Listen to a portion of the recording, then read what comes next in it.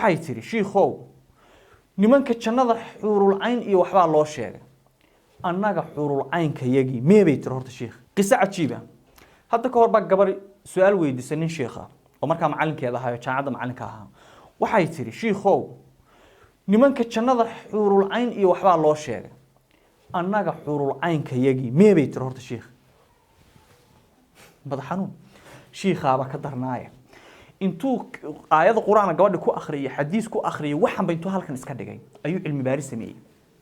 cilmi baaris wuxuu sameeyey cajiib ah oo natiijada ka soo baxday aad la yaabi doonto ninka shiikha nin doctor u ahaa jaamacadda ayuu macalinka ahaa dhinacan wiilashii baa fadhiya galaaska dhinacan waxaa fadhiya gabdhihii kulli gabdhi iyo wiilba warqad cadcad oo yaryar buu u dhiibay kadibna wuxuu yiri 20 second baa haysataa qof walba wiilal iyo gabdhaba waxaad warqadaa ku qoraysaa wax kasta oo aad jeclaan lahayd inaad hesho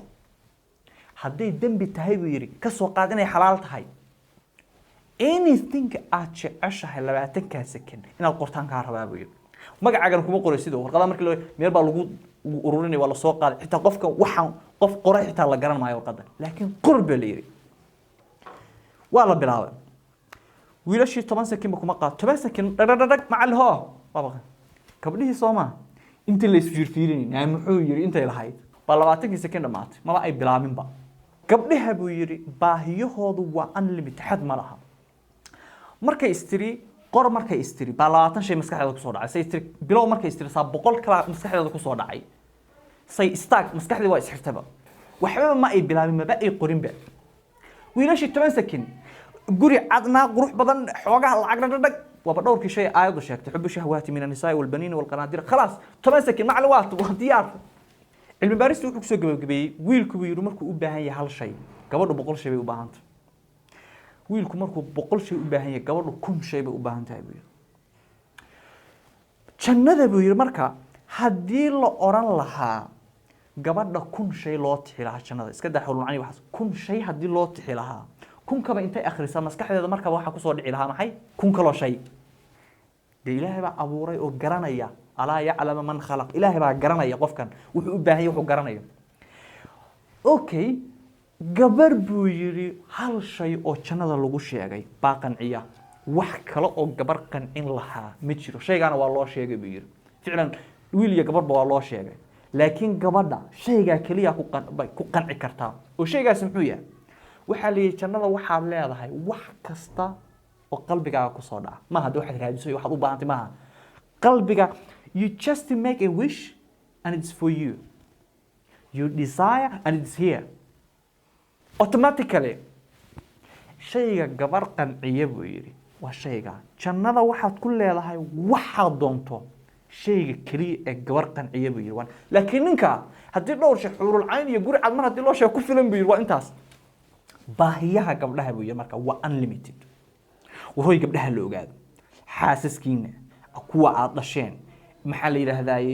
dariska haday yihiin ee qaraabada war inta kama hadlay naag ninka shaxaada soo xishoodkii ka tagay nin walba shaxaada mid shalay ay numberka ka soo qorato shaxaada taa kama hadlayo arhay ugu diidan gabdhaha wanaagsan xishooday walaadada hay ugu diidan dhaqan gabar wanaagsan ma halkan iska dhig waxaadan ka dhamaanayn inta ilaahay waajibka kaaga dhigay gabadha xaaskaaga biilka waxa uga qiimo badan si waliga ilaaweyn $20 bisha dhexdeeda mar u tuurto ba uga qiimo badan hadda aruurta yar marka laga hadlayo anigu pointiga had way ugu wareersantiin mar waxa leeyahay gabdhihii baa qaylinay wiilashu u hadlaya mar gabdhuha war wiilashan u hadlin marna gabdhahan u hadlin cidii kastaan u hadlin laakiin waxaan ka hadlayo way cilmiyeysan tahay taa anigu igu ogaado way cilmiyeysan tahay wax saleer muku siinaya gabdhaha waxa leeyahay laba gabdhood qofka uu dhalay oo ama saddex oo koriya ilaa ay ka qaangaarayaan naarta waxay uga noqonayaan xijaab way ka difaacaan waay wiilashii loo waayay because gabdhuhu way ka baahiye badan yihiin way ka masuul badan yihiin way ka hawl badan war ilmaha yar markii la iidsiinay ma arag wiilka shaar iyo surwaal baa u gelin kaatig socay iidi garoonkii buu jiraa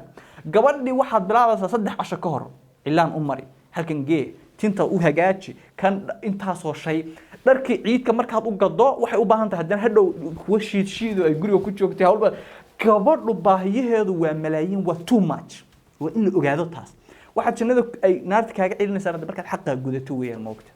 war marka hooy war gabdhaha la ogaado $1 $2 aad gabadha siiso wax weyn ba iyada u qabanaysaa oo adiga aadan waxba kuu taraynba